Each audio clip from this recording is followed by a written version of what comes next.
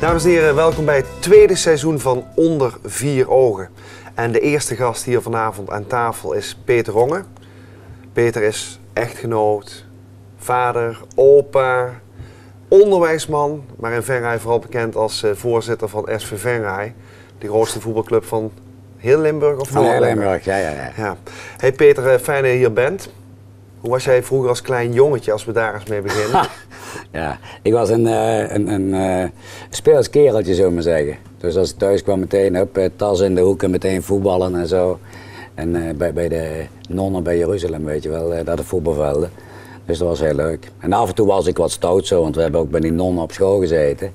Ja, en als je dan niet precies deed wat die wouden, dan moest je onder de piano gaan zitten. Dus dat zijn nog wel herinneringen die ik heb zo toen ik een jaar of 4, 5 was. En wat is er van dat kleine jongetje nog overgebleven? Ben je nog steeds een beetje stout? Ja, als mijn oogjes beginnen te twinkelen, dan weet je, er komt weer wat. Ja, af en toe plaag ik wel eens mensen, ja, dat is zo. Hè. Maar dat maakt het ook leuk. Meteen naar SV Venray, want SV Venray speelt een belangrijke rol in jouw leven. Vanaf welke leeftijd ben je zelf lid geworden bij de club? Toen was ik 9, toen kon ik pas vanaf 10 jaar. Maar goed, mijn vader kende iemand, ja, toen was een heel klein clubje met 1 of 2 C-teams. En toen was ik 9, toen kon ik erbij komen, ja. Dus ik ben er bijna 50 jaar bij. Ja, dat wou ik net zeggen. En wanneer is dat 50-jarig jubileum? Ik ben nu 58, dus stel maar uit. Volgend jaar is het dan zover? Ja, zoiets, ja. Dus dan gaat de voorzitter voorop in de Polonaise? Ja, daar hoef ik niet per se 50 jaar voor bij de vereniging te zijn. Toen jij daar begon op die club, zette jij je meteen al in voor de club? Wat heb je allemaal gedaan bijvoorbeeld? Nou, toen ik 16 was, toen ben ik jeugdleider geworden. En daar ben ik ja, een jaar of 14, 15 geweest. En toen werd Jan de Bruin voorzitter. En die vroeg van Peter, zou je niet in het jeugdbestuur willen komen? Nou, ik zei, ja, even nadenken natuurlijk, maar dat doe je dan. En daar ben ik eerst jeugdsecretaris geweest, wedstrijdsecretaris bij de jeugd, voorzitter bij de jeugd 10 jaar.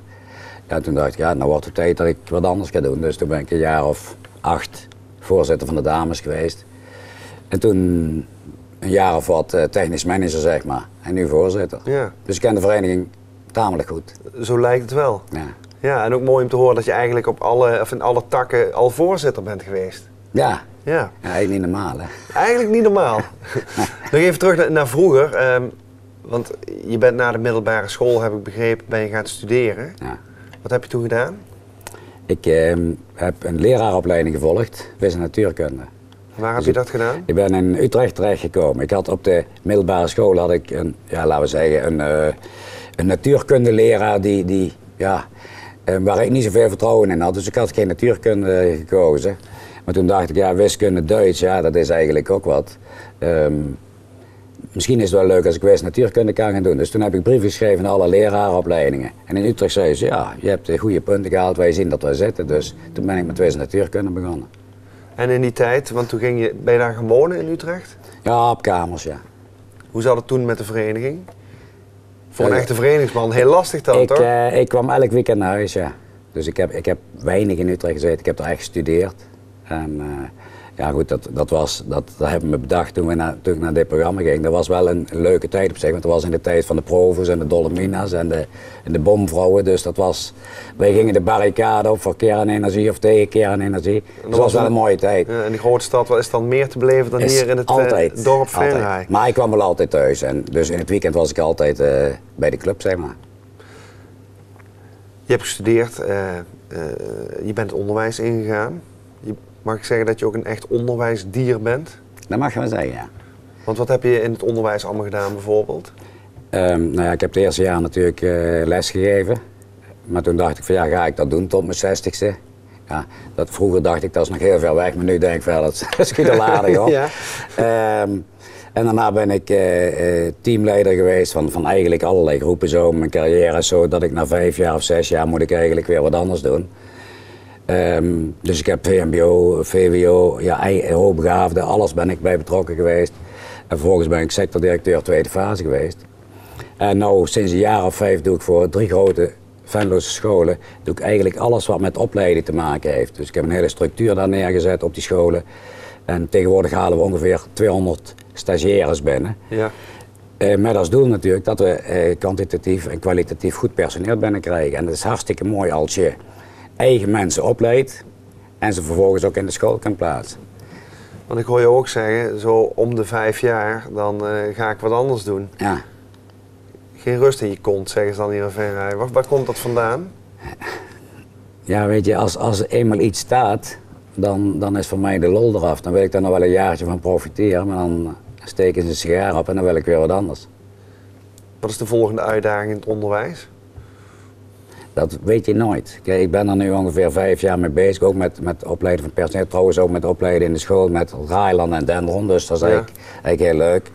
Dus het wordt wel bijna tijd om iets nieuws te gaan zoeken dan? Ja, ik krijg wel heel veel uitdagingen nou, maar je weet het maar nooit. Misschien zoek ik wel wat anders, ja. Neem jij jouw onderwijsachtergrond ook mee in jouw rol als voorzitter van SV Venray? Ja, weet je, dat is onvermijdelijk. Zo zit ik ook in elkaar. Ik heb niet voor niks voor het onderwijs gekozen.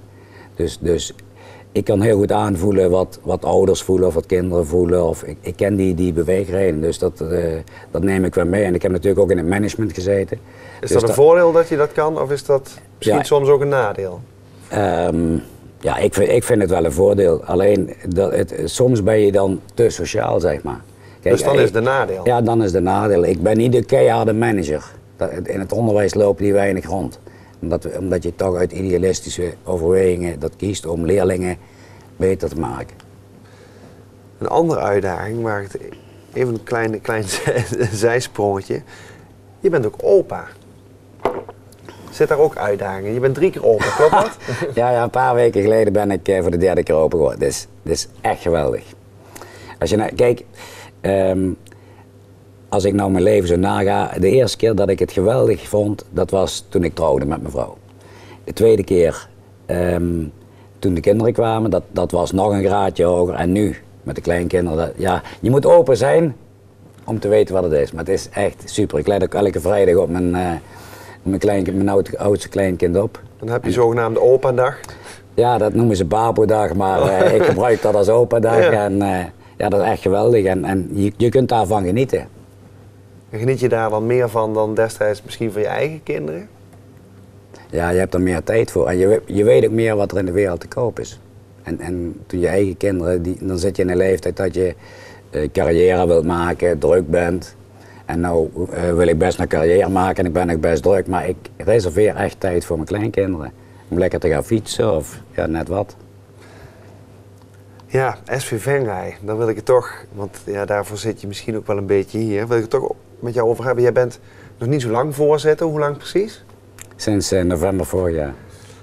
En klopt het dat je eigenlijk ingestapt bent op een heel moeilijk moment? Ja, dat klopt wel, ja. Kun je daar iets meer van zeggen wat dat moeilijke moment dan is? Ja, weet je, een moeilijk moment en juist geen moeilijk moment. We zijn 2 jaar geleden als bestuur begonnen met een traject, dat noemden wij de 3e helft. Ja. Daar zijn we als bestuur door een externe deskundige begeleid. Gewoon van wat willen wij als vereniging, waar willen wij naartoe, een missie en visie opgesteld. Onder andere is eruit gekomen dat we willen dat voor alle leden trots, plezier, samenhorigheid geldt. En mijn stelling is dan, hoe krijgen we de mensen nog trotser, geven ze nog meer plezier, hoe zorgen we dat de samenhorigheid groter wordt. En dat traject, dat is eigenlijk zo ongeveer afgesloten, zeg maar, toen ik voorzitter werd.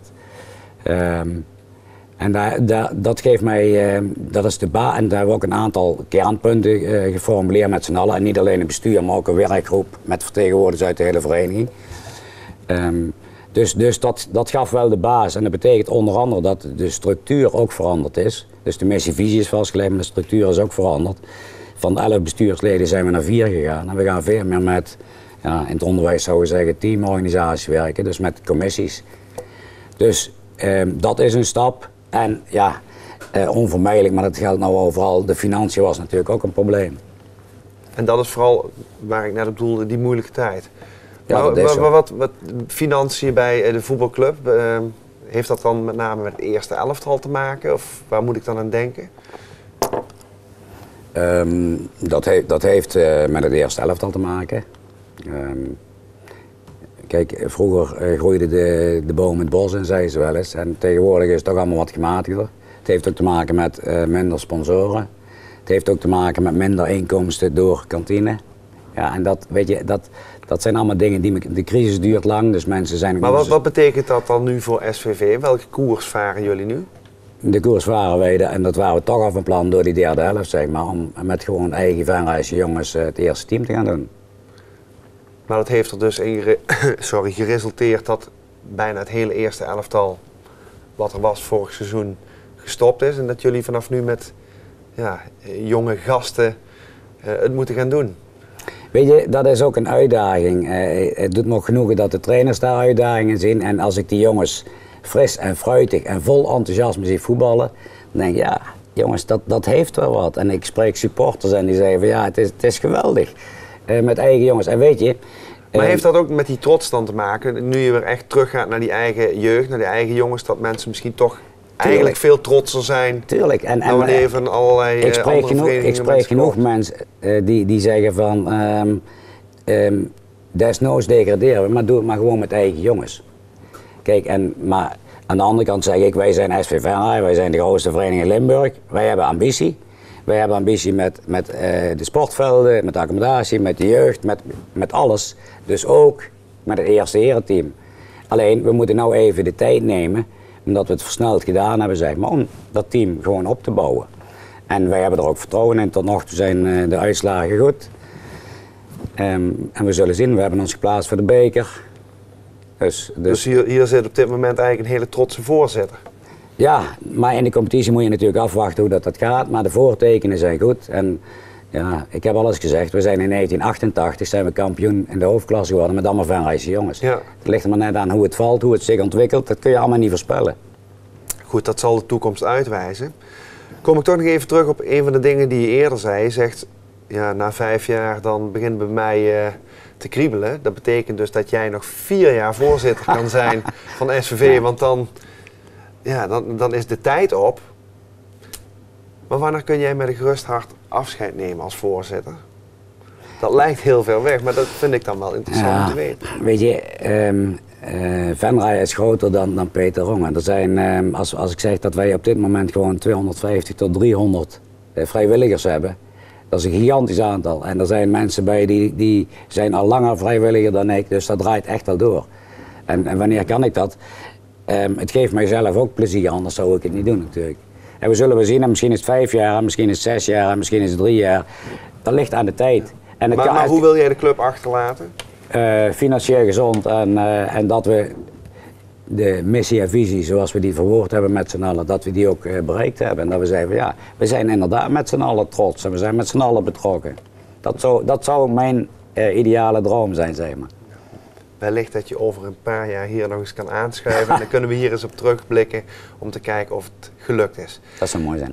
Mag ik jou heel hartelijk bedanken voor dit gesprek. Graag gedaan. Ja, dames en heren, dit was Onder 4 Ogen. Wij hopen natuurlijk dat u volgende maand weer kijkt. En dan zit hier aan tafel Bernie van Lierop. Tot ziens, tot de volgende keer.